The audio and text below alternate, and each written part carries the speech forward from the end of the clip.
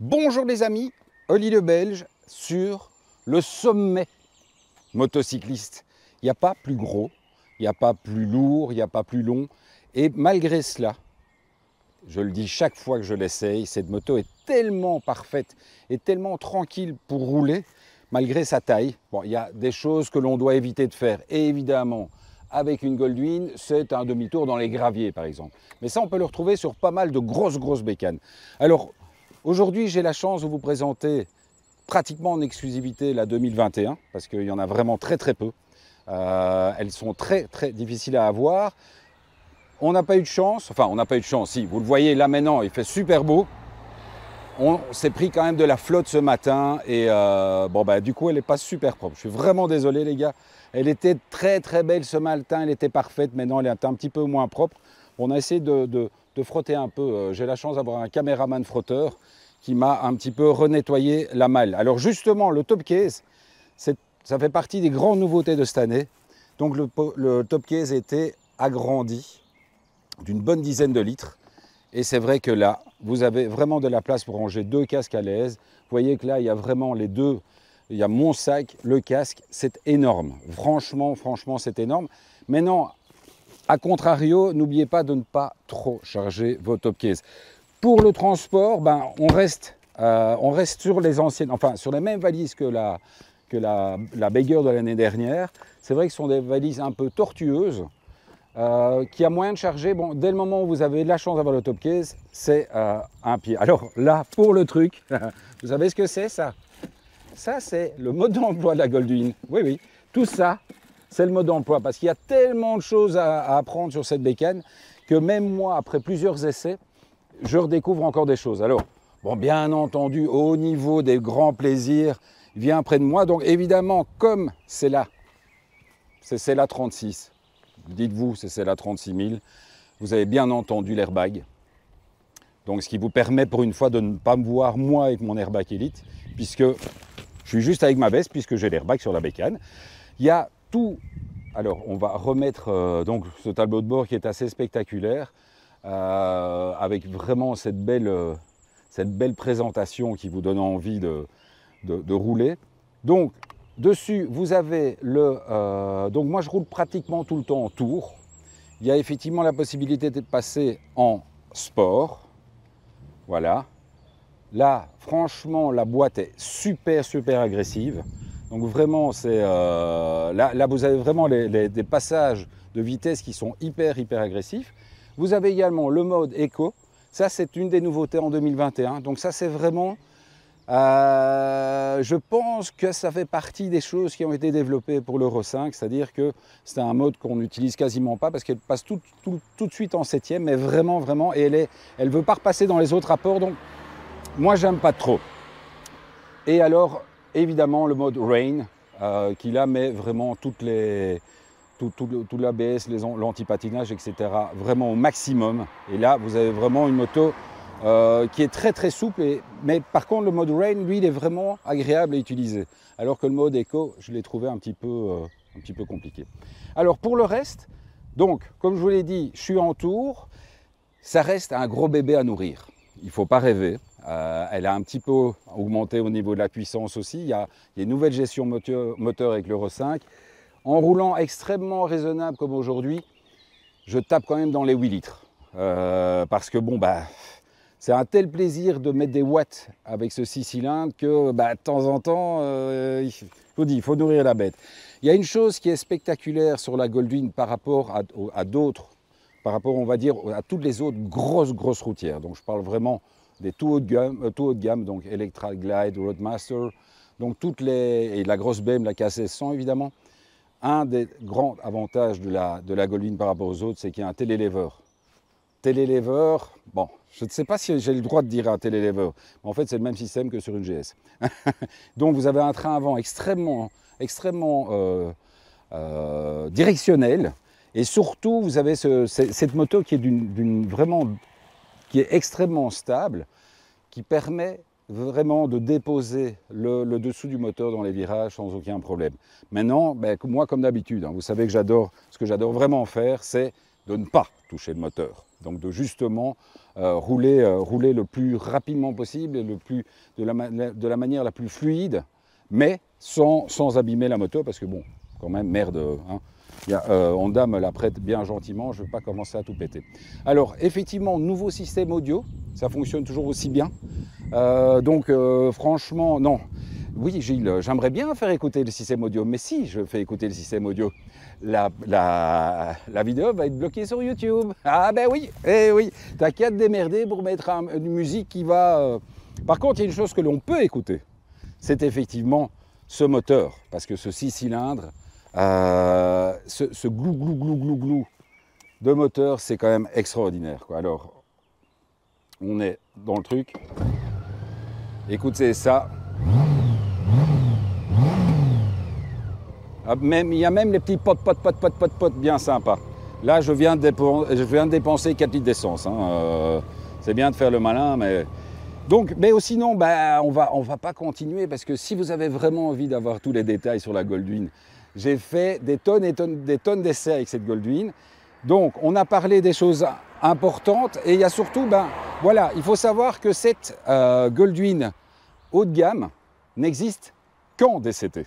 Alors, vous avez la Goldwing encore, la Goldwing d'entrée de gamme, ou les Bagger qui sont disponibles, enfin, l'ex-Bagger qui sont disponibles en manuel et en DCT.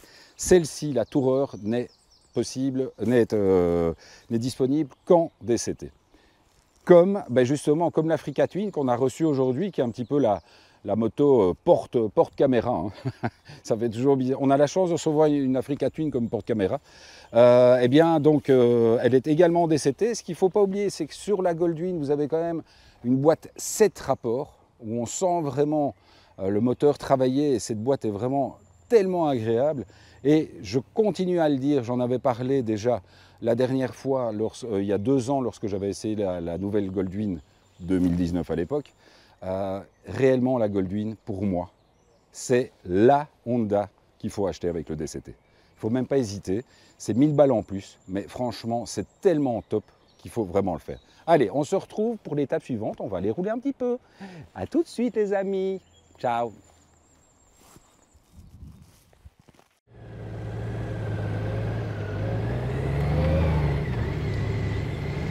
Voilà les amis, comme je vous l'avais promis, on va remonter ce pare-brise, comme ça vous aurez un petit peu moins de vent. Eh bien, on se retrouve sur les petites routes. Alors des petites routes qui ont l'air... Oui, vas-y Gilles, ouais, il te laisse passer, c'est quand même très sympathique de nous laisser passer sur une petite route comme ça. Une Goldwing, c'est aussi agréable sur petite route que vraiment sur autoroute. Là, elle est juste super maniable. Vous voyez que les passages en courbe se font sans aucun problème. Elle est réglée pour un pilote. Et alors, comme je suis extrêmement mince, je fais pilote plus passager. Hein. Non, je fais pilote plus bagage. Je vais dire plus passager, non, c'est plus bagage. Parce que la moto est déjà assez lourde, donc elle considère que pour le bagage, c'est bon aussi, quoi. Alors on se retrouve vraiment dans la belle région, vous le voyez ici. Hein. C'est vraiment de toute beauté, donc c'est vraiment la Goldwing. Je pense que je comprends mieux lorsque j'essaye cette bécane pourquoi autant de motards s'achètent une Goldwing et puis ils passent leur vie avec, et il semblerait qu'une fois que tu as mis le doigt dedans, tu restes avec la Golf. Allez, on va se retrouver bientôt les amis pour la suite des essais, et puis à bientôt. Ciao.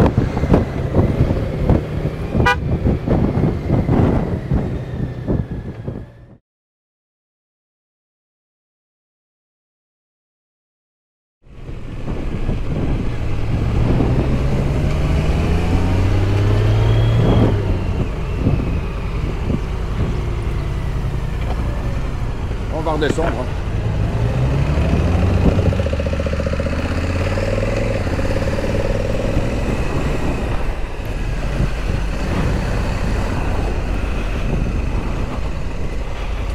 Tu avais fini?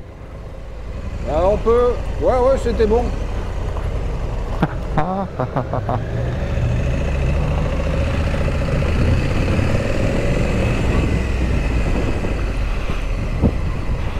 Tu avais fini la vidéo avant que je ne sois distancé par rapport à toi parce qu'il y avait que 70 mètres de portée avec le micro. Ouais, t'inquiète, j'avais fini. Ouais, quand j'ai klaxonné, j'avais fini.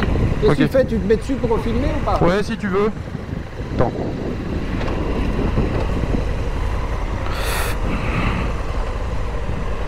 Ouais, il vient. Ben tu pouvais la laisser, hein, j'aurais pu... Ah. Non, non, mais je laisse.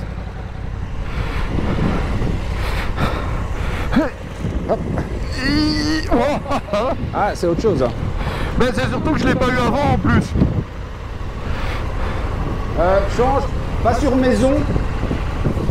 Non, à gauche. La maison. Voilà, comme ça c'est plus joli.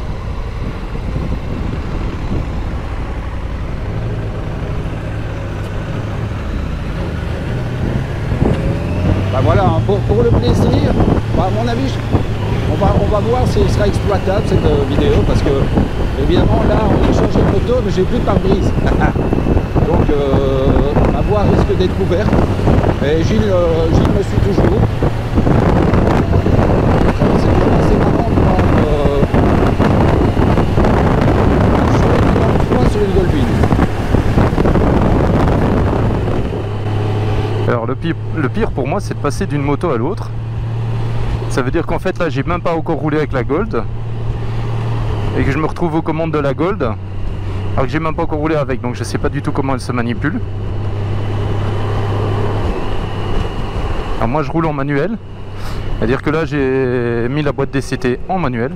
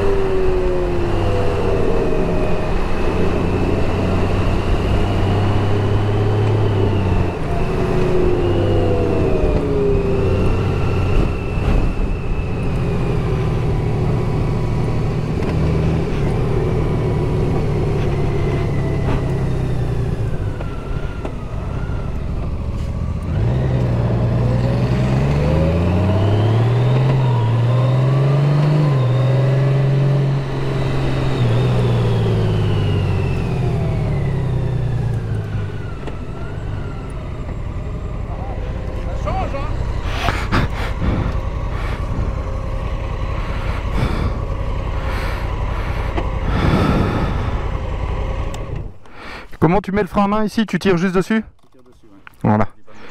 Ouais, mais c'était surtout le fait qu'elle ne recule pas. Ah, pardon. Arrête de taper dans les accords. Ah, ça, quand tu passes de l'une à l'autre. Ah merde. Je pense que t'as choté dedans quand t'es descendu.